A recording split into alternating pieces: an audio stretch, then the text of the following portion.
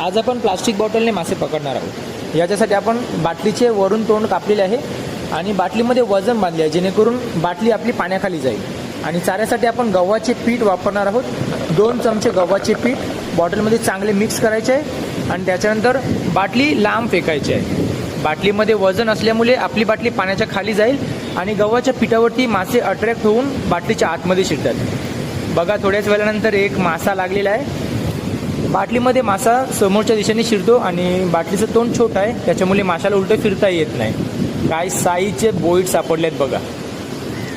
या ठिकाणी भरपूर लोक जमलेले आहेत आणि सर्वजण बाटलीचा वापर करून मासे पकडत आहेत। बघा, अजून एक मासा लागलेला आहे। मस्त मोठ्या मोठ्या साईजचे बोई मासे तुम्हाला सापडू शकतात। या मासेमारीमध्ये बाटली सफेद रंगाची असली पाहिजे। त्याच्यानंतर बघा मित्रांनो, लागलाय 3रा मासा भेटलेला आहे।